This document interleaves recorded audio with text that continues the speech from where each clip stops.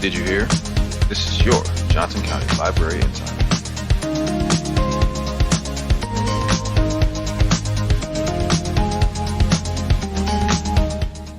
And now, our monthly must-knows.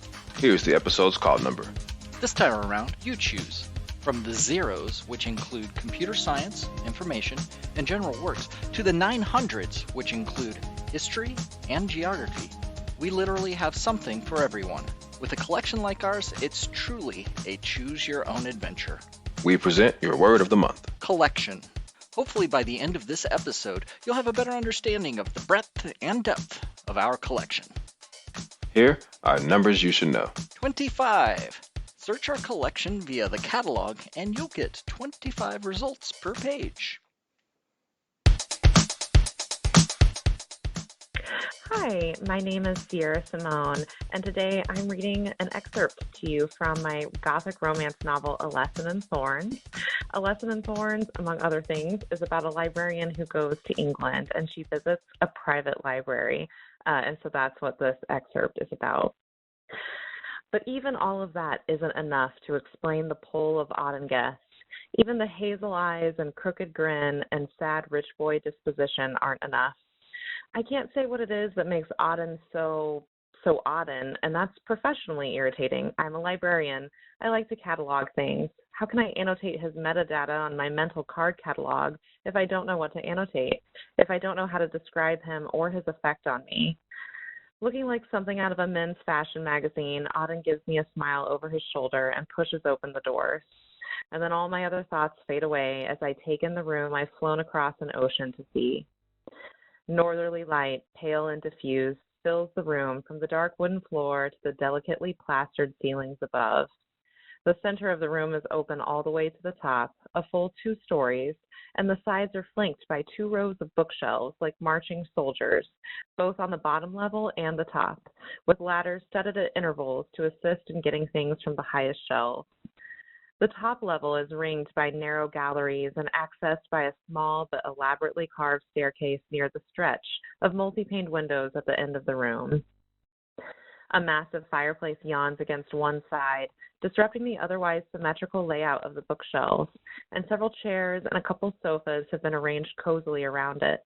A drinks bar and random spills of throw blanket finish off the inviting space, and I lose myself to a momentary dream of curling up and reading while the fire and the window glass keep the winter at bay outside. The narcoleptic in me can't help but think of all the lovely naps to be had here. The librarian in me notes the generous stone hearth and the healthy distance between it and all the books. There are 2 long tables stretching down the length of the room, a huge Victorian globe, and a few glass cases with motley collections of Roman coins and artifacts of metal and bone. And other than the ornate ceiling, all white but molded in what appears to be geometric patterns of roses and branching thorns, the only real decoration is the books themselves. Leather spines of claret, cinnabar, and citrine, cloth-bound tomes of sapphire and sage, and the requisite scatterings of umber and philomont and terracotta, which are the very picture of serious books, with their sepia colors and peeling lettering. It should be grim, this room. It should be forbidding. The stark white of the ceiling and the near black of the dark, dark wood should make it somber and church-like. The cool light pouring in from between the stark trees outside should make it lonesome and cold. But by some kind of magic, none of that is true. Maybe it's the variegated strata of books, or maybe it's that I feel at home in rooms like this anyway. Maybe it's because it's Thorn Chapel, and I love Thorn Chapel, and when I think about it, the whole house is like this. 3 stories of cold stone and glass should in no way feel as inviting and as enchanting as they do, and yet I feel utterly invited, utterly enchanted. I give a very long, very happy sigh. Do you like it? Auden asks quietly. I realize I've been turning in wandering circles for God knows how many minutes, and I feel like an idiot, until I see Auden's face. He must have been watching me go all dreamy and hazy over his library, but he's not looking at me like I'm an idiot at all. He's looking at me like I've just told him a secret. This is the best place in the world, I declare, and he laughs. We need to take you more places then, he says. Welcome to the Did You Hear podcast. Your library insider. This is Charles. This is Dave. And You know what? We had a 7-part series called Discover Your Library. We did. Uh, I don't know how good you are at counting, Charles, but this is number 7. Well, I can usually count up to around 900 when I'm doing Dewey Now, how do you know Decimal. that? Oh But my goodness! Wow. yeah, Yeah, but it's crazy. I mean, we started this 7 months ago, and we did. back then we had Shannon and Jack, and I remember. Uh, Mhm. well, I mentioned them because I thought one of them said this, but actually I think it was you that said that this was, kind of an ambitious Yeah, endeavor. yeah. And And it it seemed like was. it. We were dropping like flies early on, but True, but I mean, I look back at these 7 months, and I have really learned a ton about our library system. A lot I didn't know. yeah, me too. This whole going through every department and getting to actually talk to the people who do the different jobs has been very enlightening about all of my colleagues from different branches, different parts of the system, and finding out what do they do. Sure. Do you feel like you had a favorite episode? Huh.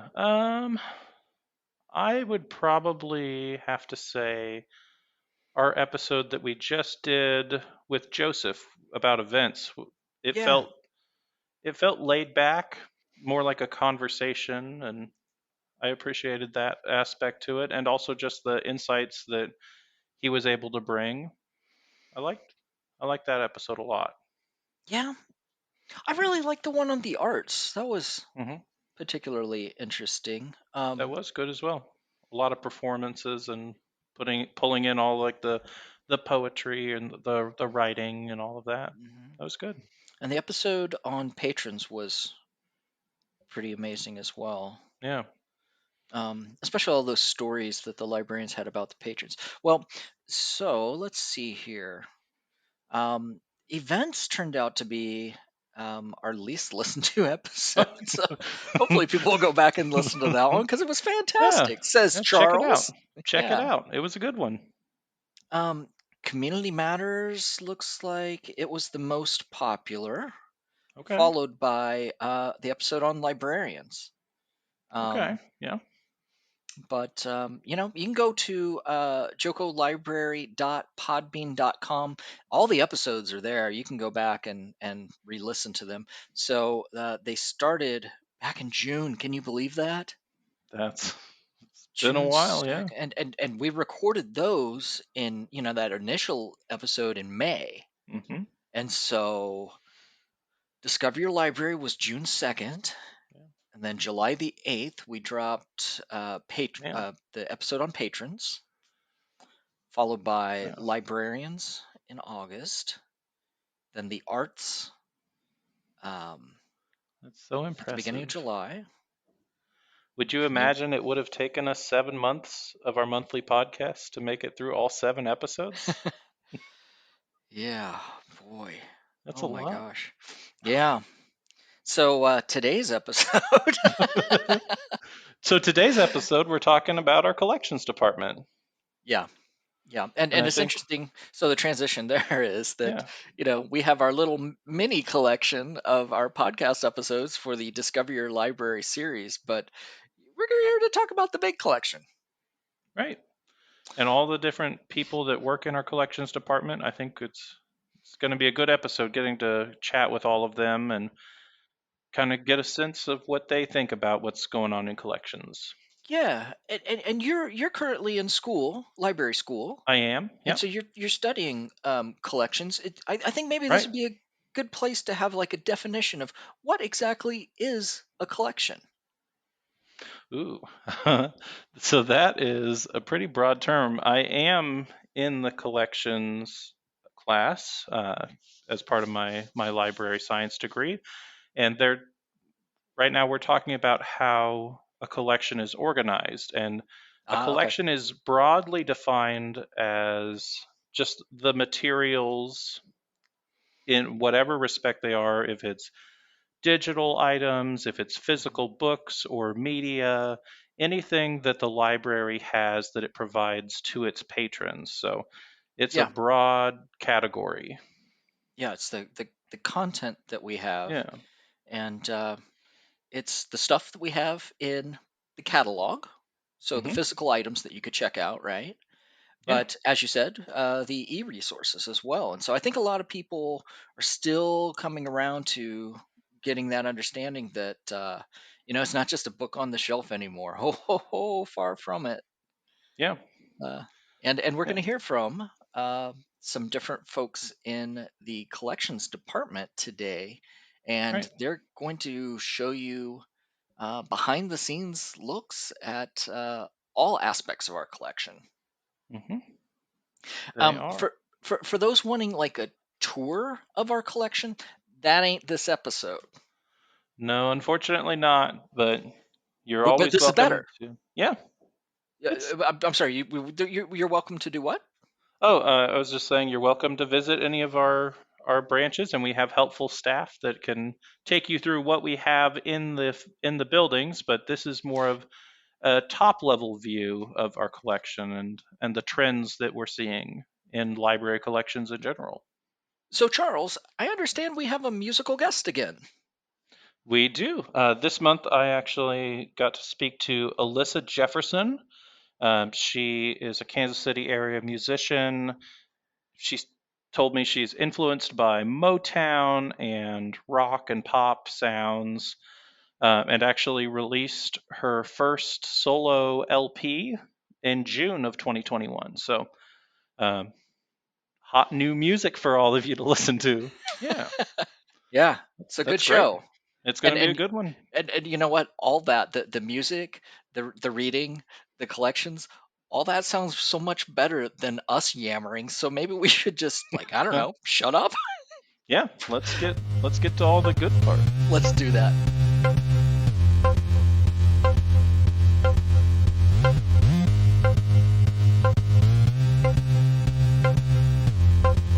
So I'm here with Beth Atwater, and Beth, please tell us what your official position title is and what exactly that all involves.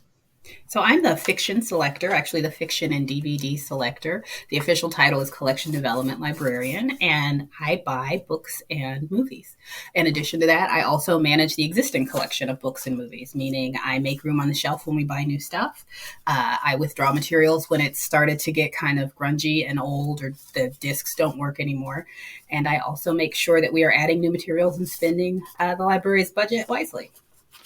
Wow. So I wonder what the breakdown is, and I'm sure I can ask the collections development department manager. But is it a pretty equal amount of fiction, nonfiction, etc., or it would seem to me like there'd be a ton of fiction. There's a ton of fiction.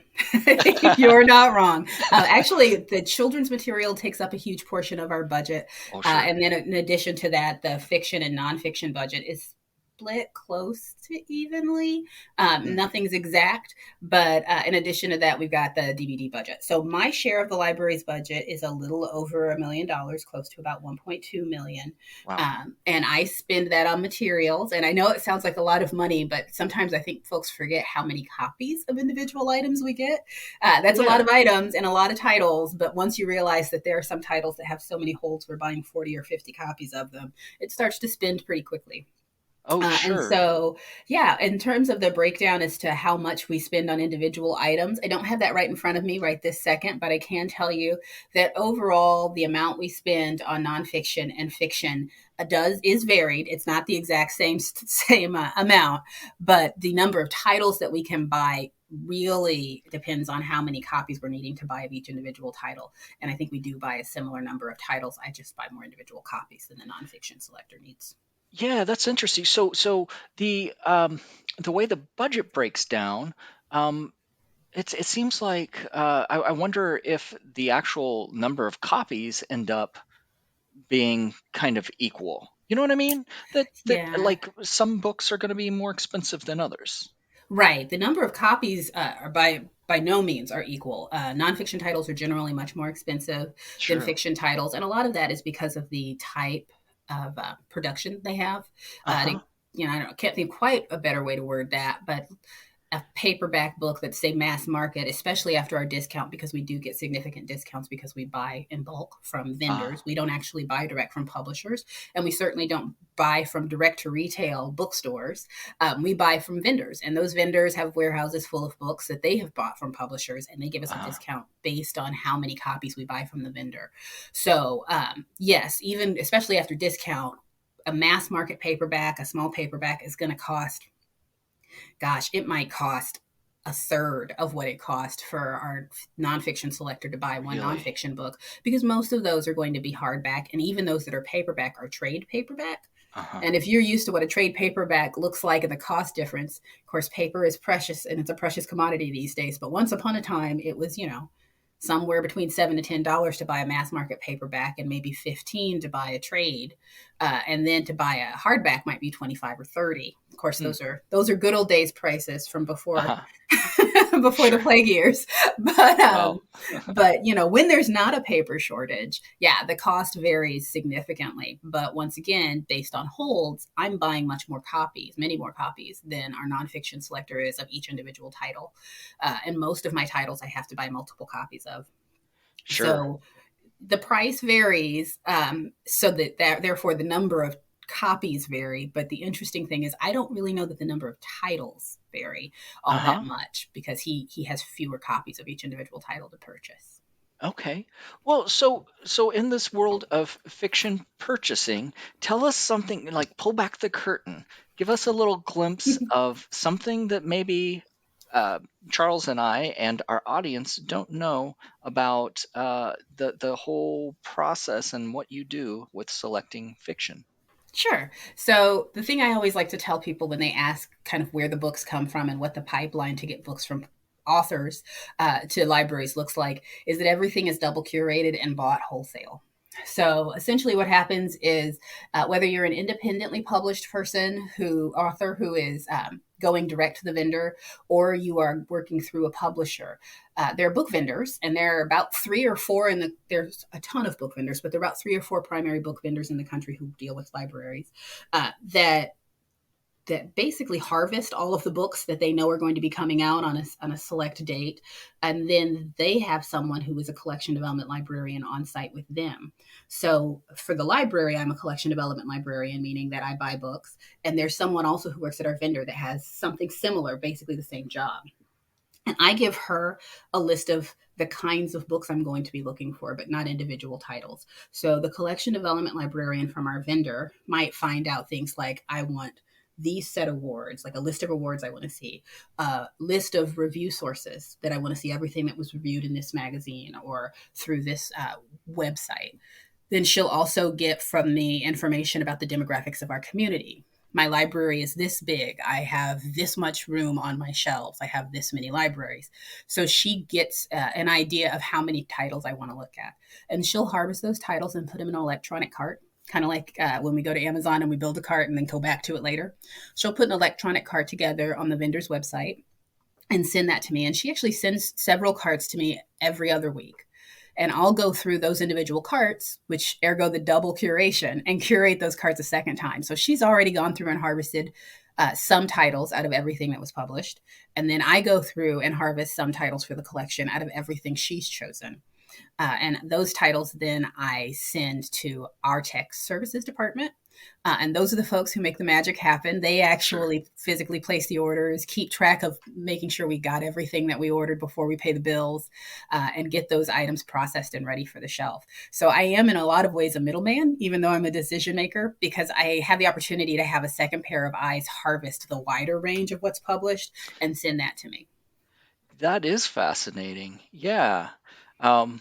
And I'm sure it's still just a ton of work, even though you have that kind of assistance. It is. And I think the thing that's been really interesting since the world sort of shut down and then slowly sputtered back to life, is that we saw a lot of deadlines missed by organizations that had a large bureaucracy. So the publishers, which are huge machines, as you well know, weren't meeting deadlines, were pushing back publication dates. A lot of it was because they couldn't go on tour and market the way they were used to. And so we saw a lot of indie publishing rise over the Oh, course of that the is last couple interesting. of years, which really changed things because those independently published folks were not in the same review magazines and were not necessarily coming from our traditional vendors. We actually had to go out and get a second vendor. So we now have two that we work with regularly who did a really good job of reaching out to indies and making it possible for independently published folks to get in their catalog so that I could look up those independent titles and still get our library discount. Wow. That is some really great behind the scenes information, and thank you for sharing it with us.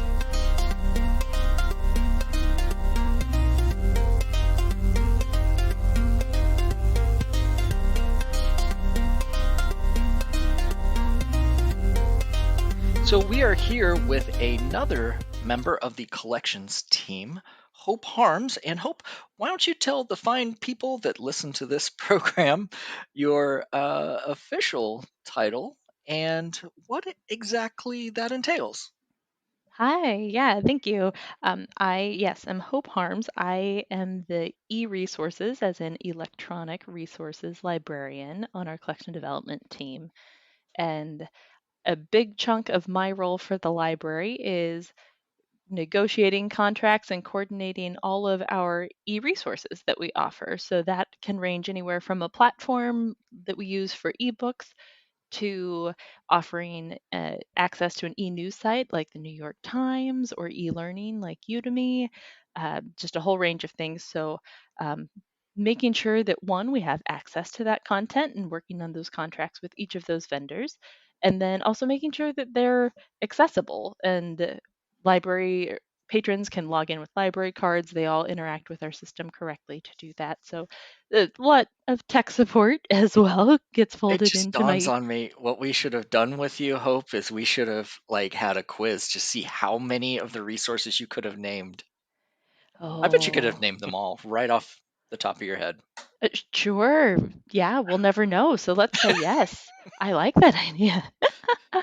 Yeah, we offer a lot, which is really fabulous. And we actually get access to a lot of resources through the State Library of Kansas as well. So I am part of that facilitation piece that ensures that our patrons can get access to the state library resources through their Johnson County Library card as well. So yeah, a whole lot of resources and troubleshooting. And then part of my role is also just making sure our staff are aware of our resources and feel confident enough to know who to promote a particular resource to, or when it'll be a good fit for one of our community members. And there's also a marketing piece there, so I actually get to work in conjunction with Dave and his team sometimes to help promote different resources. Yeah, and we've had you on the podcast a little bit before. Um, I did an interview with you a while ago, but we really like to dig into beyond just your day to day in this series we're doing now. We'd like Hmm. to dig a little deeper and You know see what? what's the behind the scenes for Hope. What's going on in the collections department that not everybody would know about? Yeah, well, it's a pretty dynamic space, which is good, keeps me on my toes. Um, I think probably the most behind the scenes aspect of my role that our patrons may not always see are the interactions that happen with our vendors that we work with. And licensing is everything in Mm. digital resources. So we don't get to own any of the content. There's somebody else who owns that content. We license access to it. And rights owners can change. You may be used to seeing that in something like Netflix, where there's a show that you were watching on Netflix and then somebody else gets the rights and that Mhm. show moves to a different platform. That happens with Right. library resources too.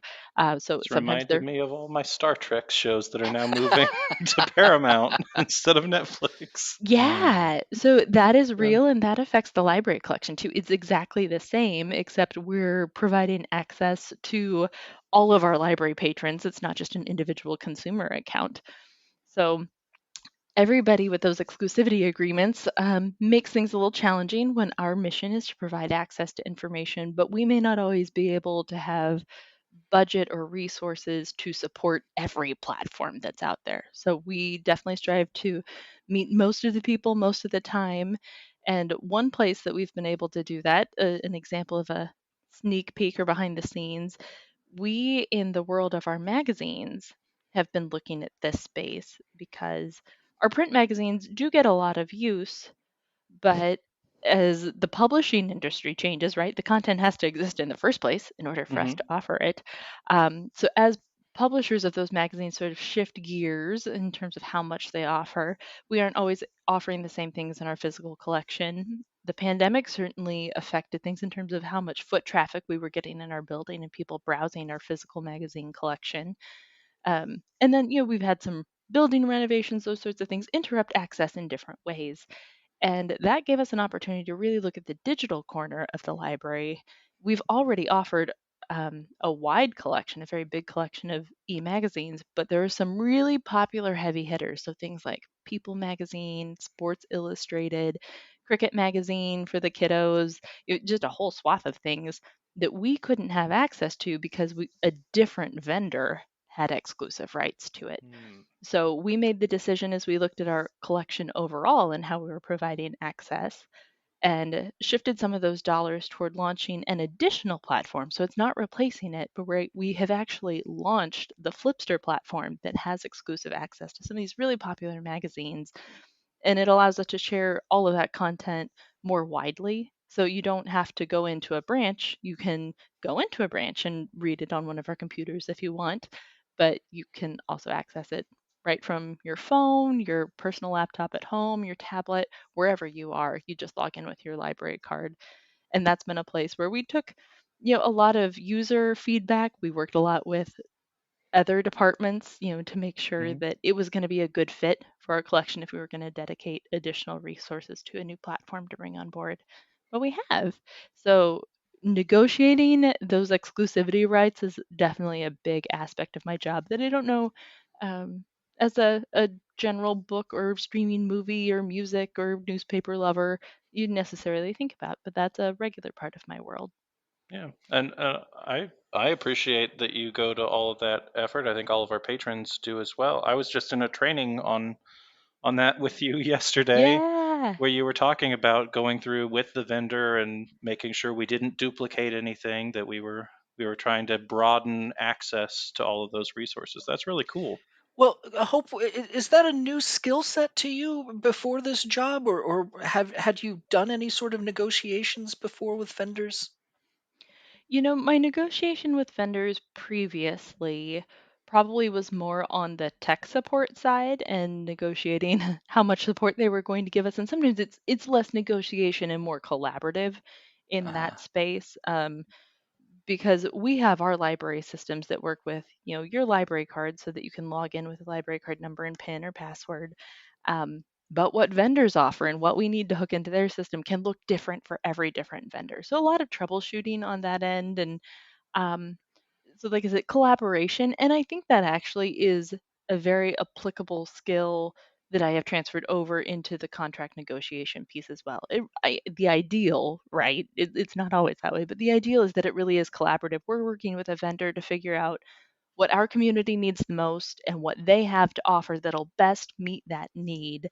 And we have had a lot of really successful relationships. So I negotiate through a lot of relationship building so I can understand where the vendor is, what they're offering, what they're working on and driving toward the market, to stay in tune with where users are, right?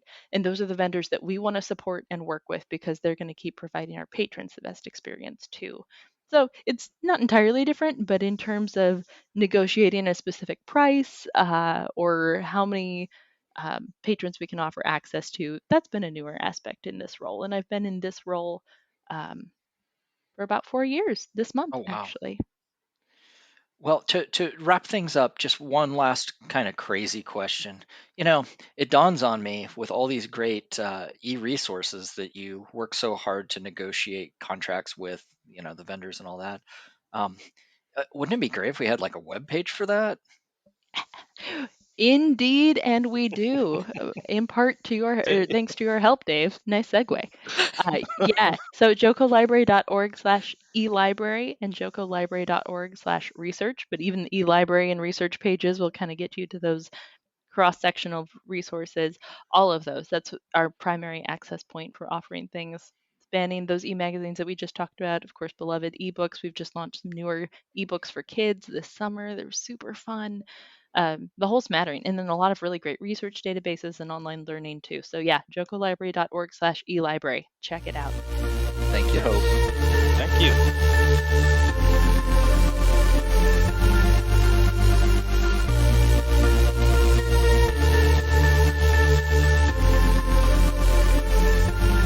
And we are with yet another member of the collection team, Elena. Hello, Elena. How are you today? I'm good, thanks. Could you please let everyone know what your official title is and what that job entails? Sure. Like you said, my name's Elena. I am the youth collection selector. Youth selector, I think, is what the official title is. And I purchase all the youth materials in all formats. So I am purchasing for babies, kids in elementary school. I'm purchasing the teen books. Um, I purchase CD audios, and I purchase all the ebook and e-audio content as well as DVDs. And I also do adult graphics. Adult graphic novels. So yeah, I was like, I don't know how to summarize this. I order a lot of things. That's quite a Oh, combination. Yeah, I love it. It's awesome. So I order both youth graphic novels and the adult graphic novel collection, and it's truly amazing. Well, Charles, I know you have hard-hitting questions for her, but I've got yeah. to ask: did you end up in the position of ordering graphic novels because that is a personal love of yours, or how did that happen? Kind of. We try to be pretty flexible with as much as we can around who is ordering what. And so I actually ordered adult music before Matt came along as like an interim role, and I love music and I hated ordering music. I cannot explain it to you, but like it wasn't my jam. And so Matt loves that. And so St. Beth was ordering adult graphic, and at that time we had consolidated the teen graphic into adult graphic. Uh-huh.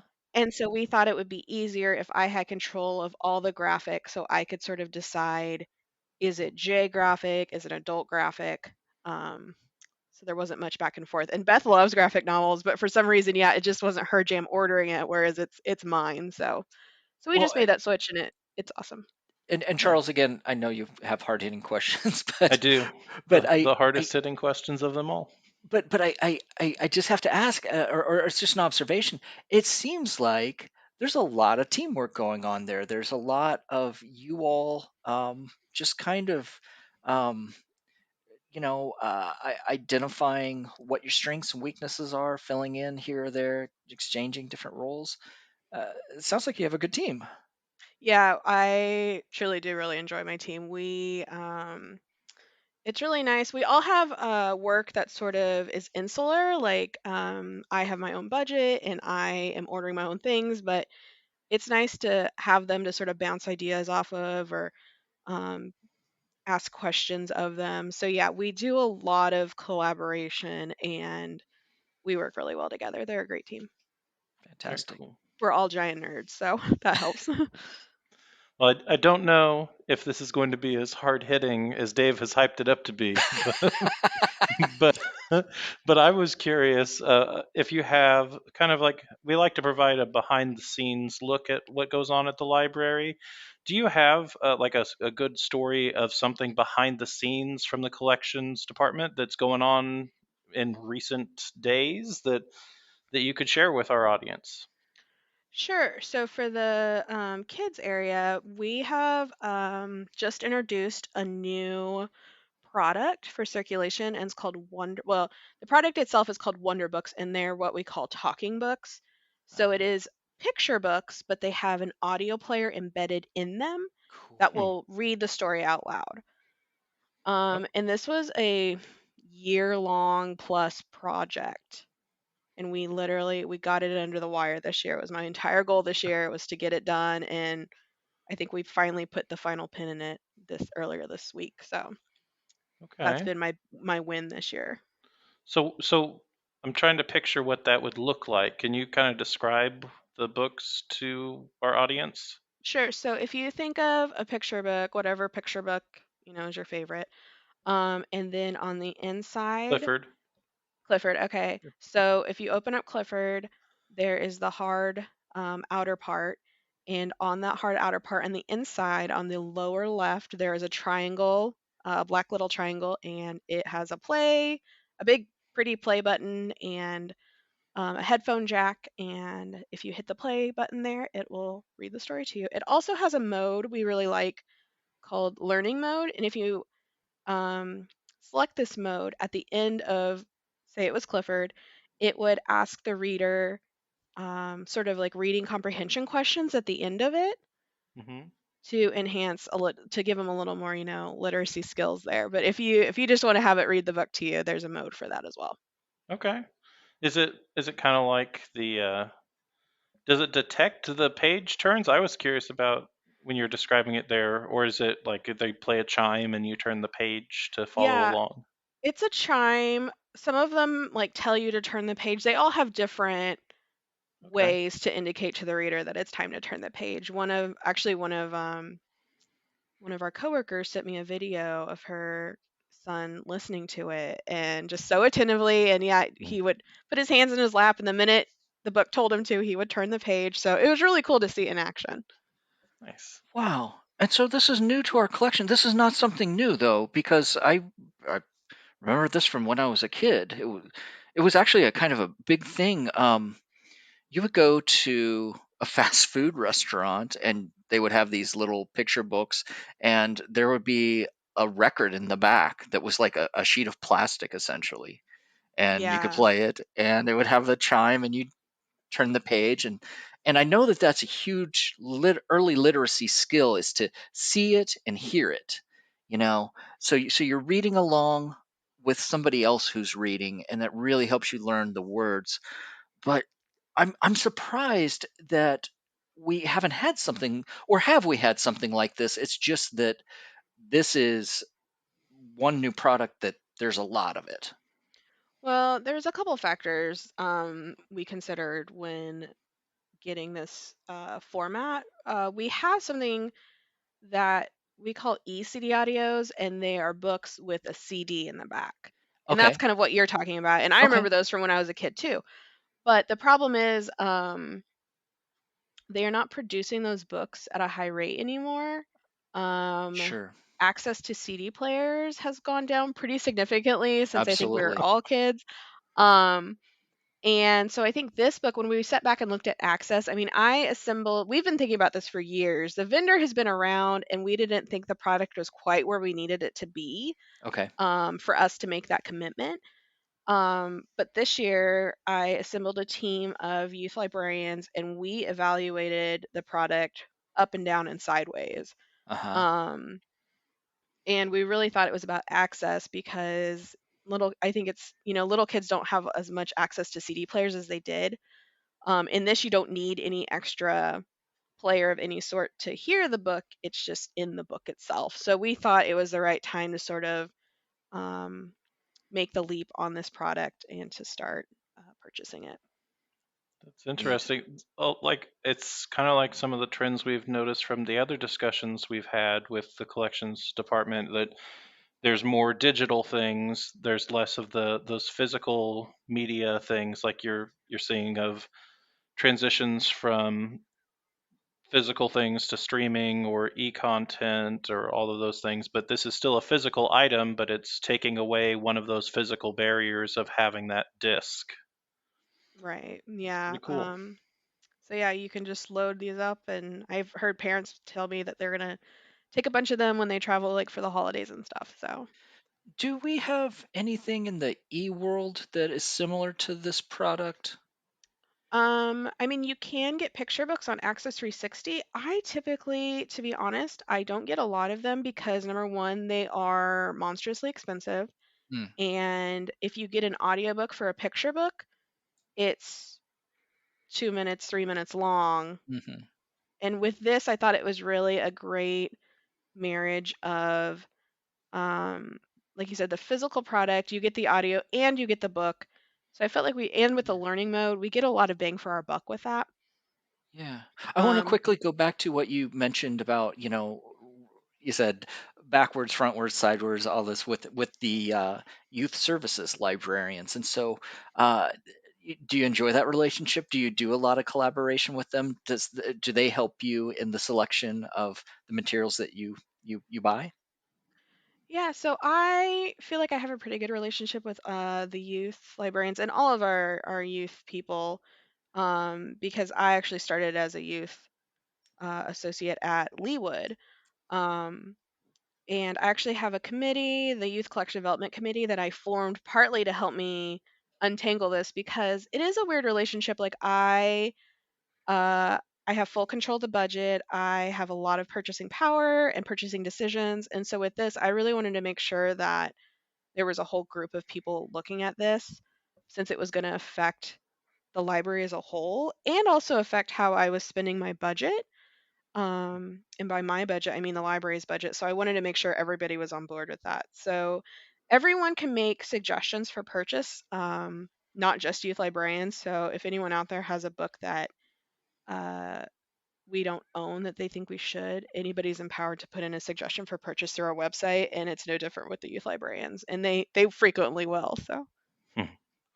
That's awesome. Okay, well, thanks for joining us today, Elena, and um, thanks for sharing all of your knowledge and the cool new books that were coming out for the kids.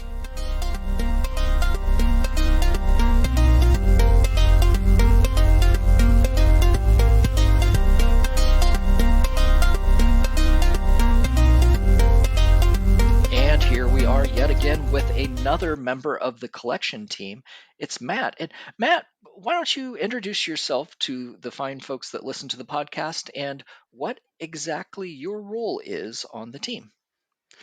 Hi, my name is Matt Figan. I am a collection development librarian for Johnson County Library, and I select new materials for adult nonfiction in all formats. So I buy nonfiction in a physical book, ebook, CD audiobook, e-audiobook, and large print.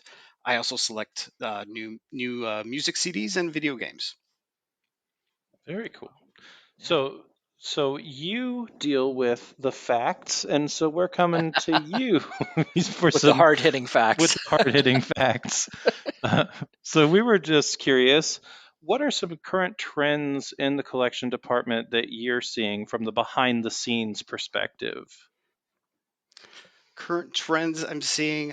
So one of the things that I'm really what one of the things that I've been dealing with over the past year or so is how we have adjusted to the pandemic, and as I've been in the collection development team about 3 years now, and just after my first year, as I was starting to settle in, the pandemic hit. And Oh, we were looking forward to our spring 2020 publishing season, but the pandemic caused a lot of disruptions in everyone's life, Right. and the publishing industry was especially hit hard. I saw many delayed releases and de- delayed releases and flat out cancellations of forthcoming print materials. So that is one of the big trends that I had to really kind of adjust to. For example, I did get like a list of upcoming travel books from our vendor Mhm. last year, and a week later, most of those travel books were all canceled by the publishers. I can imagine travel yeah, was right. probably one of Yep. the ones that they would cancel quickly for all the COVID troubles Right. with And publishing. And as last year, as we saw patron at Johnson County Library, we did see that patron browsing inside of our locations dropped, but the number of holds placed on physical items increased as Oh, we wow. added curbside holds pickup at many of our locations. Hmm. We also saw increased usage in our digital collection.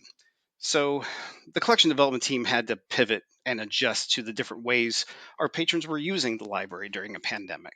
So we had to make sure that our patrons still had access to the materials that they needed. Yeah. So what were some of the things that you did in that pivot? I know you mentioned that we worked with the circulation team to start doing some more of those like curbside pickups that you'll see still at the locations because that has continued on as a regular service that our patrons really liked. What were some other examples? Right. So for nonfiction selection, I continue to purchase items in print. However, with many print releases canceled, I ended up moving some money within my budgets and increased our ebook and e-audio title selections since these are more pandemic-proof items, right? Ebook and e-audio copies are delivered to our collection digitally, which is much faster than print copies. Print books need to be in stock somewhere and shipped to the library to acquire them, and that takes anywhere from 4 to 8 weeks for physical items to arrive. Whereas digital ebook and e-audio copies are usually available for patrons to check out just a couple of days after purchase. Oh, So, wow. that was one of the things that we really did was increasing that ebook and e-audio titles to we increased the selection to help supplement our physical collection. And I think it really enhanced our overall nonfiction holdings at Johnson County Library during the pandemic. And our digital collection continues to provide access for our patrons, for many patrons in our community. For Um, sure. but the collection development team continued to support our physical collection, and we met our patron demand by monitoring the number of holds on our titles. However, there were a couple of high demand titles that were scarce of print copies available to purchase. So I added electronic copies to help alleviate the increased demand of the back-ordered print version. For example, uh, the book White Fragility was a high demand title in adult nonfiction last year. It was originally published in June 2018 and was initially a moderately successful title in our collection. We purchase added copies based on the number of patrons who have a hold on a title, and we added a couple of copies to meet the initial demand. However, a year and a half later, in March of 2020, that demand for this title increased over 10 times, and it Wow. literally happened overnight. Wow. This title was suddenly at the top of many people's list of what to read next. And the holds list for this title jumped to well over 300 patrons waiting for the print edition. So Mm. that Yeah. sudden demand for this Yeah. book seemed to really even catch the publishers off guard because at that time print copies were scarce to come by and was out of stock at all of our book vendors. Oh my. But thankfully, with our digital collection, I was able to instantly purchase more ebook and more e-audio copies to fully meet the patron demand in those formats, which also had exponential increase in patron holds. Our order of the print copies eventually got delivered, but I like to think that the ebook and the audiobook copies were very useful in helping with this unexpected spike in patron demand. Well, yeah, and you mentioned there, I'm sure people can gather from our discussion here, purchasing extra copies based on need, because that's something that we do with any title that we would have that kind of big influx of people wanting to get a hold of it, and we only have a few copies. We would try to expand it based off of the ratio of holds, right? That was That's my right. understanding. Yeah. That's right. Yes, for print, mostly we purchase at a 5-to-1 ratio. So for every five patron holds, we want at least one copy to fill those holds. So you can do the math as to we had six copies to start off with, and now we have 300 holds. We have to purchase more copies in order to meet that demand. Wow. But yeah, we do that with all of our print and also all of our electronic, all of our ebooks and all of our e-audiobooks. We check that weekly to check on the holds ratio and to see what titles we need to add more copies of. Very Boy, cool. it sounds like there's just a lot of adjusting on the fly in your position that I guess I had never really considered. I'm sure a lot of our listeners hadn't really thought of that too, but you all really keep your finger on the pulse of what's going on, and if there's a need, you identify it and you satisfy it. Yeah, we definitely, well, and using what resources we have available to us, yes, absolutely. And we definitely had to do some pivoting and some adjusting, but I honestly I think that this increasing our e selection especially in adult nonfiction, I think has greatly enhanced our overall holdings. And I think it's been a great success. And I think our patrons are also very appreciative of it as well. And we're appreciative of you coming on and sharing with us. Yeah, how long you been on the collection team, Matt? This is I've been with collections a little over 3 years now. Wow. And what's your favorite part of the job? Oh my. Uh, my favorite part of the job is really kind of going through some of those advanced lists that I get from our vendors of the forthcoming titles. And a lot of my job is done with selecting titles that are still in pre-publication. So I don't have the luxury of having the item in front of me. I might have a review. I Most of the times I don't have a review for pre-pub items. So it's really kind of taking a look and seeing what's coming out and making a judgment call as to what's going to be successful in the library and what would be useful for our patrons. So the next time that you read a nonfiction title, just go ahead and kind of say into out loud and into the air at the library. Thank you, Matt. Thank you, Matt. Absolutely. Thank you for joining us today. This was really interesting, and we appreciate the time. Oh, my pleasure.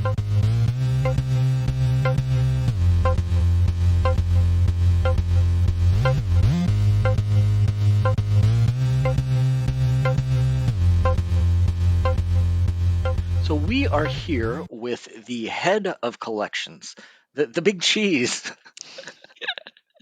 Oh my gosh. The head honcho, the number one collector. Oh my goodness, I'm gonna have to cut you off. So we have Lacey with us. And Lacey, could you please tell the fine people that listen to this podcast what your official title is and what that all encompasses? I sure can. Thank you so much for that very large intro. Yeah, my name is Lacey Griffin, and I'm the Collection Development Manager for Johnson County Library, and I'm also the Interlibrary Loan Manager too. So I am all about getting all the things for all the people.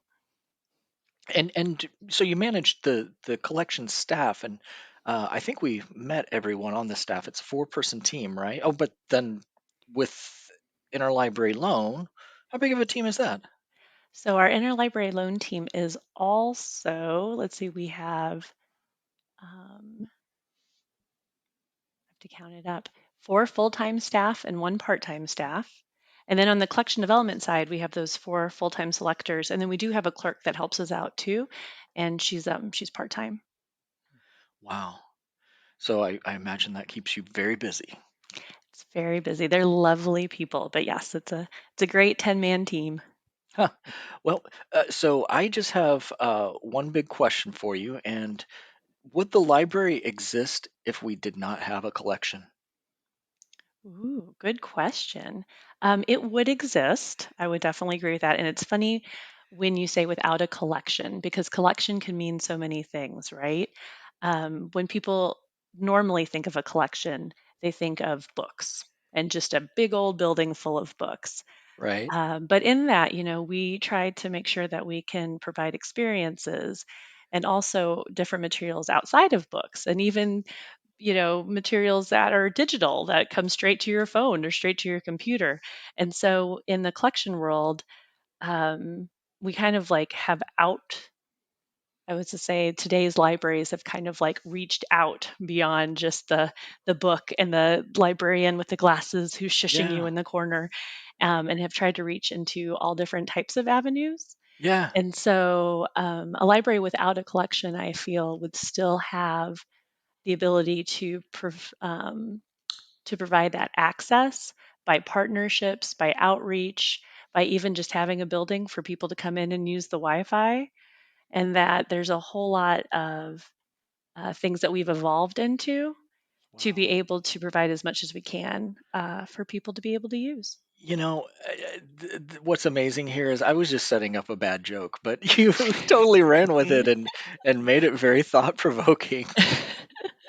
Yeah, I mean, it's funny because that's one of the things that we're trying to always, get out there, right? Is Yeah. that we have so much more than just books. And I mean, if you are looking for a laser cutter to be Sure. able to put together those Christmas presents that you've always wanted, we have those as available too. Now, you probably can't take it home and use it. We'll probably ask you to Right. use it here. Sure. But yeah, the collection itself is really interesting because there's so many artifacts and 3D objects. And I think a lot of the time, especially when we're moving towards the future and stuff, just Wi-Fi itself, just being able to get to the internet itself is kind of like part of our collection that we want to provide to people.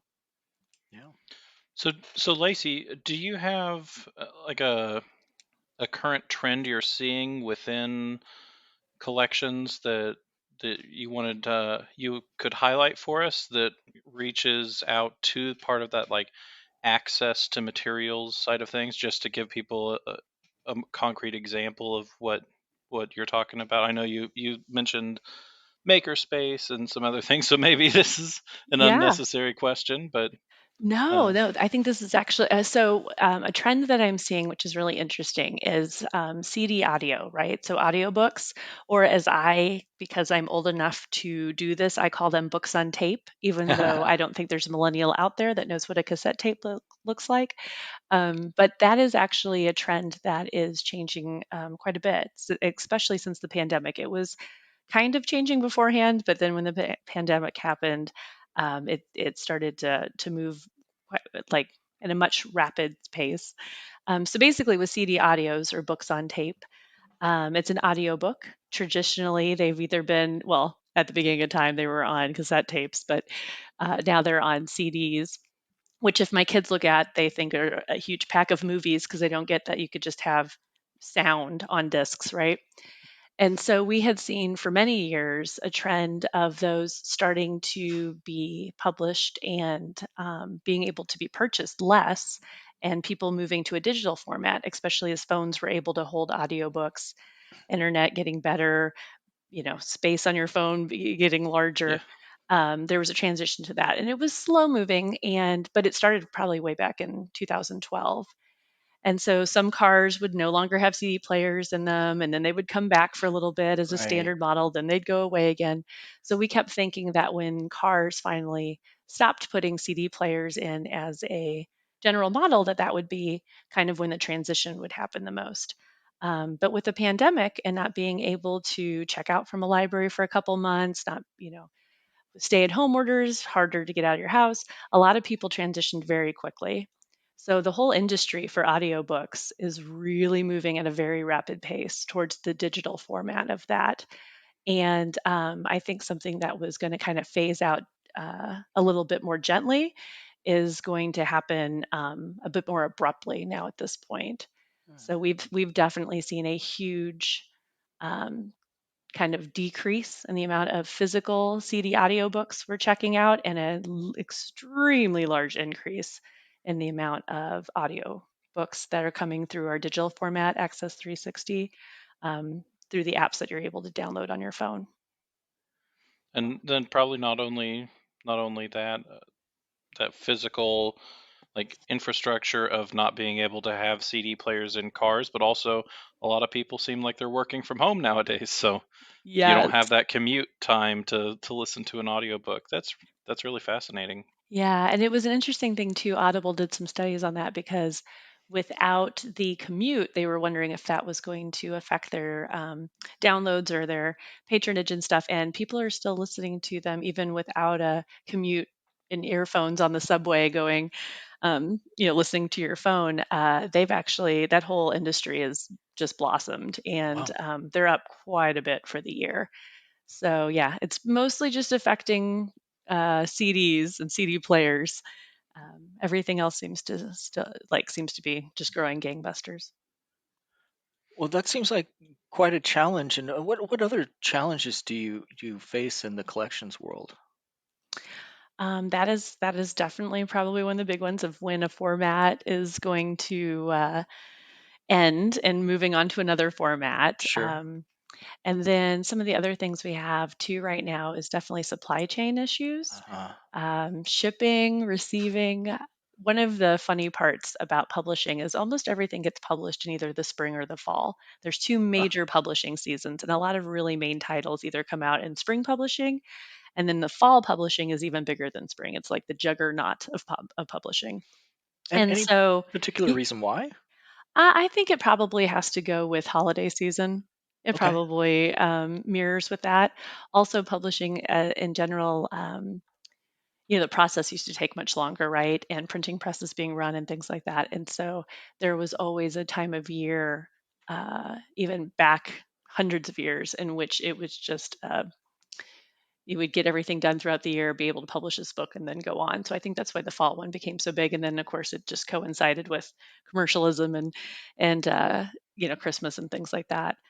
But it's fall publishing is very large. And so with it running now into that commercialism and hitting the same time that everybody is trying to get all of their stuff shipped from Amazon for Christmas presents and such, it was kind of causing a little bit of supply chain and shipping issues for us even before the pandemic. And now having, shortages of paper, shortages in glue that they're using to put books together, the different shortages that have happened through 2021, plus the shortage of truck drivers and the shortage of shipping and the cost of shipping right now. It's been quite a bit of a challenge, especially this year, even over 2020, Yeah. on being able to get those titles in. And so they've actually had to push back some titles due to shortages, or Uh-huh. we just know that we're going to get ours a little bit later. Well, let's jump to the positive side. So, Yeah. what have been the surprises that has made your team uh, pretty happy about your life as collectors? Oh man, there's been so much. So that whole push to digital over the summer was really, really interesting because it was able. So one of the biggest things that we really want to do is, to provide access for people, and being able to provide access to information, into materials, into movies, into music, into CDs, or audiobooks at a home, being able to bring all those things into somebody's home without even having to have the building, without them having to leave, being able to meet them right where they are at that exact moment is probably one of the ultimate ways of being able to reach people, right? And be able to provide something that's convenient for everybody to be able to use. And Mm. so being able to see how many patrons we were able to transition to and be able to get into these new services, and we're downloading, different TV shows, and we're downloading different music, and we're downloading different books without even having to leave their home, and to be able to provide that service where they could look up the newspaper, they could look up different databases and information and not be isolated in that time in which nobody was able to get out, was a real exciting time. It was really neat to be able to see all of those advancements happen in such a very small amount of time, and to be able to provide those type of things to people who could very much feel isolated, or they're didn't know what was going on with the world and things like that, and being able to provide those avenues for them to be able to seek it out themselves. That was really great this last year. Cool. So you talked a little bit about some successes there, some Mhm. challenges, some exciting things that have been going on. What does the future of collections look like from your vantage point there, leading the team? What do you have anything coming down the pipe that you can share with everybody? Ooh, the future. So I'm Future. excited to start to get people back in the buildings again. That is one thing that has taken a little bit longer, I think, than anyone anticipated, Hmm. was getting in-person programming and people back into the buildings and being able to serve people from within our library walls. So I think the future is really trying to draw people back in, getting those resources back out again, and then also being able to balance um, a physical usership and an in-person um, interaction with the patron, while still being able to keep all the digital advancements and outreach that we've been doing to be able to get into people's houses in a digital format. I think that the future is definitely going to be having both of those things, not losing traction in one while keep having the other one come back, but being able to do both at the same time. Hmm. Wow. So how many years have you been on the job now? Let's see, I've been working for Johnson County Library in the collections department ooh, for I think next year we're coming up on 10 years. Oh, wow. Yeah. And that wasn't entirely in your current position though, right? Wasn't always entirely. Nope. I was Uh-huh. hired almost 10 years ago to do the youth collection. So Okay. Elena McVicker, which I think you've talked to Sure. already. Yeah. Yeah, so I was in her position. And then in 2017, I became the manager of the department. Oh, very good. So what are the biggest changes you've seen over the years? I mean, especially like give us a behind the scene look at your life. Not necessarily about changes in the collection, but changes in your job. Yes. So changes in my job. Well, I was very children's focused before I had worked Yeah. in school libraries for 10 years before I started Uh-huh. at Johnson County Library. And so I had worked in elementary schools and in middle schools and had really had a very large focus on children's materials and children's access and things like that. So the biggest change I would say would be moving from that kind of like more narrow view of children's outreach, children's reading, children's literacy, and moving up into kind of just like an education for all and continuing access for all. So that was the biggest change, I think, for me. Also, not having to read so many kids' chapter books and being Mm. more not always having to keep so much with trends and being able to follow some of my own, like I really like graphic novels. I really like movies and things like that, Yeah. and so being able to kind of take some more of my geekdom up professionally as well was a big change. Well, I think you bring up something interesting, and I think members of the audience may not know exactly how it works in collections. I could see somebody thinking that you don't review every piece of material that you purchase, that you're just going based on lists like bestsellers or award winners or things like that. But it's not, right? Well, it is and it isn't, Okay. right? So we don't get to, man, if we could read every single thing before we Mhm. purchased it, that would so much time. A lot of the time, what we do in collection development is we will, we'll get lists from the publishers, we'll get sales reports from the publishers. So we'll get marketing and sales pushes so we know how many pre-pub copies of a book they're making. So if they're making 100,000 copies of a book, it's probably going to be pretty big and we're going to need a few copies. But that will also let us know how much marketing they're going to have pushed behind a title before they print it and things like that. And then with that, we also follow quite a bit of fandom, right? So in 2019, self publishing actually eclipsed all of publishing together, which is really exciting and very hard to follow at the same time. It means that a lot of self published books, a lot of books that didn't get picked up by big publishers and that had very small marketing schemes or print runs, were actually dominating the market and becoming the most popular.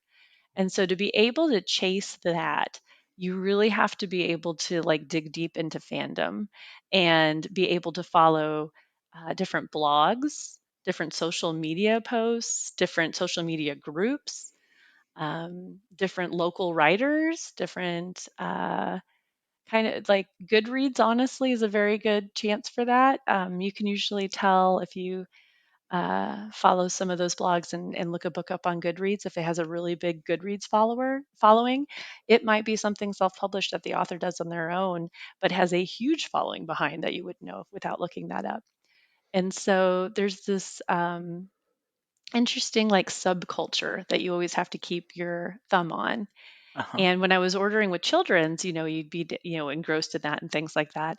And so I would spend enough time doing that that I wouldn't get to like look at some of the adult, like I just wouldn't have time to follow some of the adult blogs and things that I would like personally want to be looking at. And that freed up a lot of time when I was no longer the children's selector to kind of like be like, do I, what kinds of things do I want to look at and read? I had more time in my personal time to kind of branch out a little bit and kind of figure out what groups I wanted to look into again. All right. Charles, you still have some big questions, right?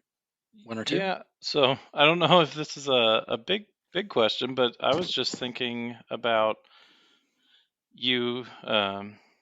You're talking about those independent publishing, and I like to read westerns, and I know that's a tough thing in westerns too, because so many of those are now not going through the major publishers; they're going through independent publishing, and Mm. and it's hard to keep track of everybody. But Yes, it really is. kudos to the team and everybody for trying to stay on top of that, because there's been cool new finds that I've been able to find through the library. Yay, I'm so glad. Yeah, definitely things that are niche genres like horror, western, cozy mysteries, romance. A lot of those will fall into that category where self-publishing is blooming, which is great, and you really have to keep track of what's going on a little bit more diligently than if it was being carried by a major publisher. So do you have a favorite new part of our collection that you have found recently? If you want a little time to think, I can go with one. I I just recently checked out the Makerspace sound production kit because I have an interest in music and sound production, and checked out that microphone and have been testing that out. So that's been a cool find from our collection that we have kits from the makers that people can check out. Do you have anything like that you would recommend people take a look at? So I have really enjoyed our graphic novel collection. Lawrence Public Library, shout out to Lawrence, also has a really great graphic novel collection if anybody's looking for graphic novels. But yeah, Elena McVicker, she also does our graphic collection, and like just being able to keep omniverses and print runs of things so that you can start at the very beginning. A lot of times with graphic novels, it's hard to keep the 1, 2 through 10 at the beginning of a very long series to look through it. Um, but yeah, I have started actually going through some DC and Dark Horse and different graphic novels. I have a son who is a teenager now, and uh, it's been something we've been able to talk back and forth with and things like that. And honestly, I hadn't spent a whole lot of time. I mean, in college I did a little bit, but otherwise I hadn't read graphic novels in years. Hmm. And so, yeah, that collection I have. There hasn't been anything that I've been looking for that we haven't had, which has been great. Sometimes I've had to wait for it, but otherwise, we've always had the title, and that's been a fun thing to discover the last year or so. Cool. Well, I think we need to wrap it up. We'll go ahead and end with this question. What has been the most enjoyable part of your job? What do you like the most about your job? Besides getting to talk to us. Ah, Oh my goodness, besides that, okay, let me think. Um, so I really see public libraries as being like the leveling out, right? It is an institution which allows anyone at any level, anywhere in their life, to be able to come in and to learn more or, you know, investigate more about the world around them.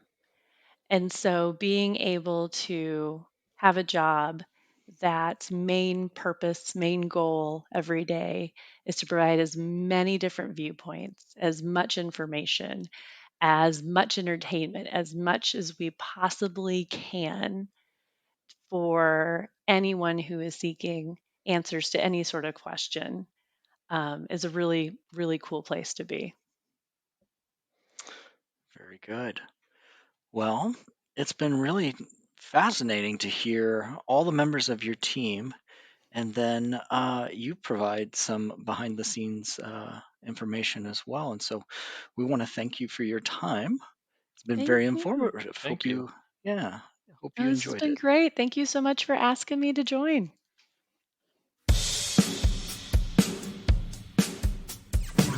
I've searched a million ways, million ways, million ways. I've cried a million days, million days, million days. I've searched a million ways, I've cried a million days just to be with you. I've searched a million ways, million ways, million ways. I've cried a million days, million days, million days. I've searched a million ways, I've cried a million days just to be with you. Wherever you are, I'll follow. No, I'll follow. Lighting the way to your heart, to your heart. If you can't see past tomorrow, today I'll bring a fresh new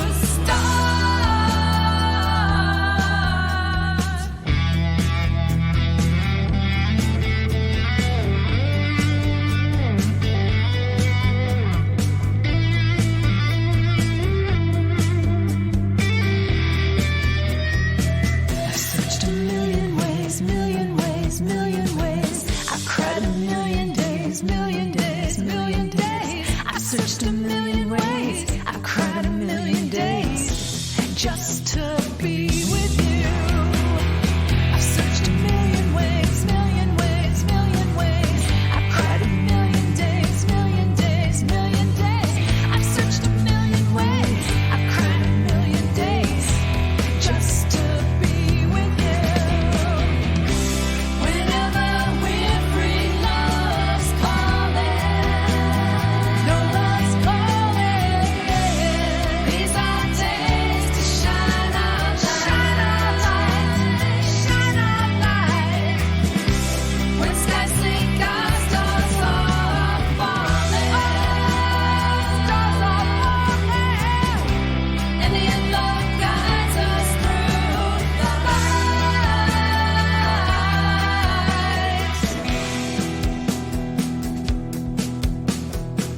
I've searched a million ways, million ways, million ways. I've cried a million days, million days, million days. I've searched a million ways, I've cried a million days just to be with you. I've searched a million ways, million ways, million ways. I've cried a million days, million days, million days. I've searched a million ways, I've cried a million days just to be with you.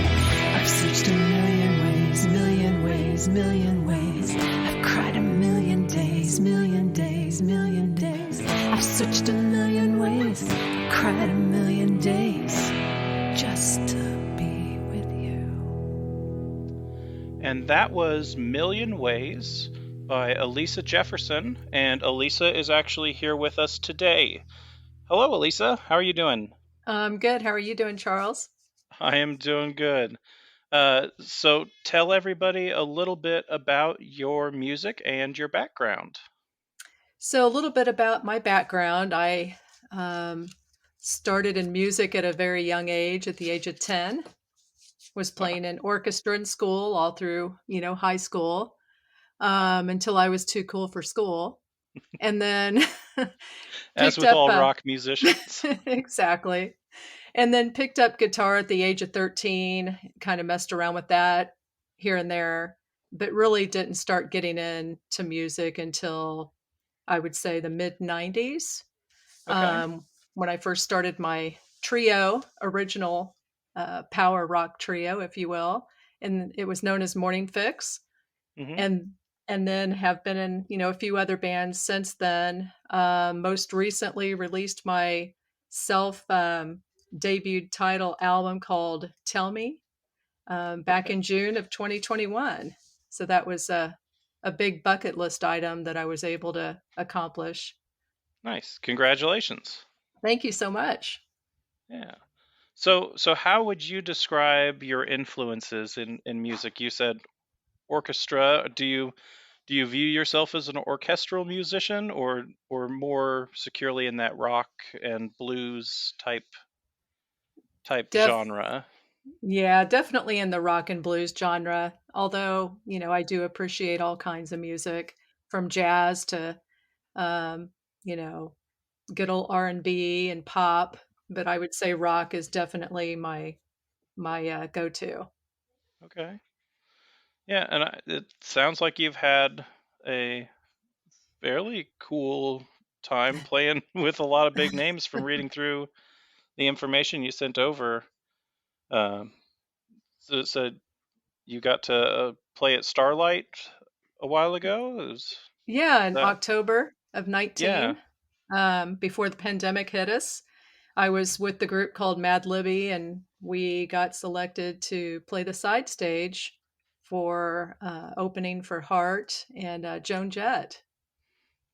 That sounds awesome. It was so fun.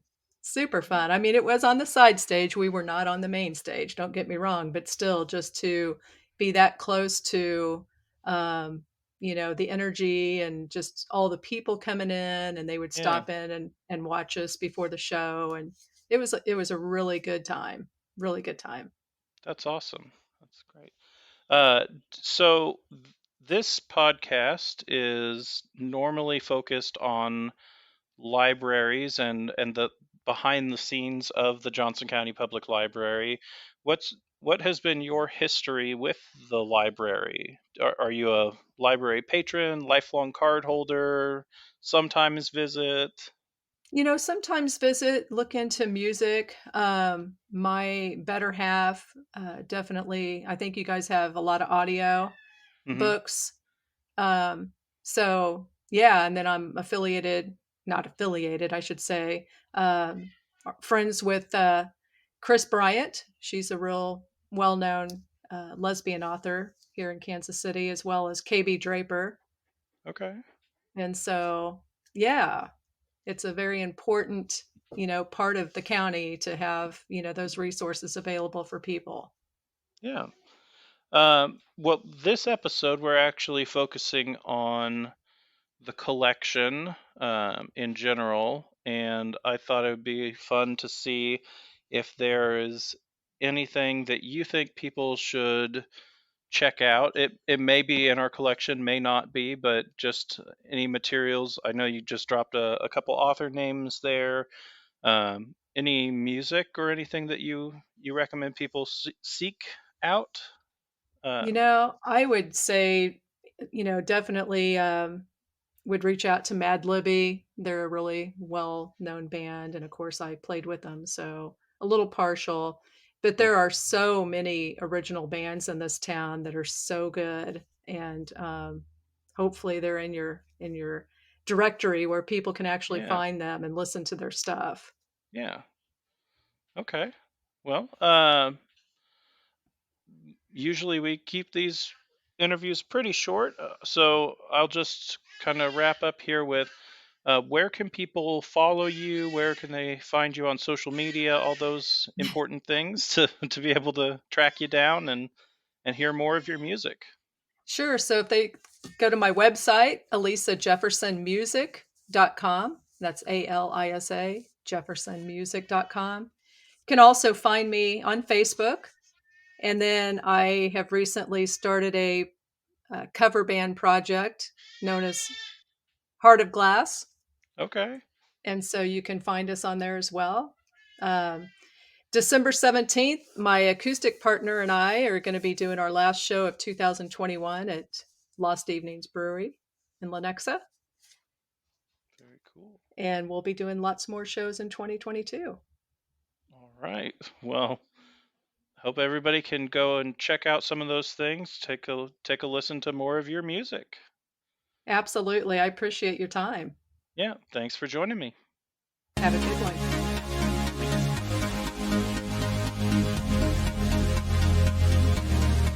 Did You Hear is a production of Johnson County Library in Johnson County, Kansas, USA. Find new episodes each month on our website, jocolibrary.org, and older episodes at jocolibrary.org/didyouhear.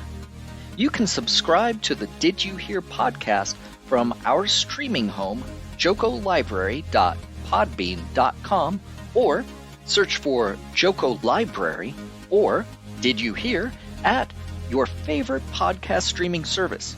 Also, find us on Facebook at facebook.com/JocoLibrary, on Twitter at JocoLibrary, on Instagram, instagram.com/JocoLibrary, and check out our YouTube channel, youtube.com/JocoLibrary. We'd love to hear from you via email. Write to us at didyouhear@jocolibrary.org. Hear a brand new episode on the 1st of next month. Thanks for listening.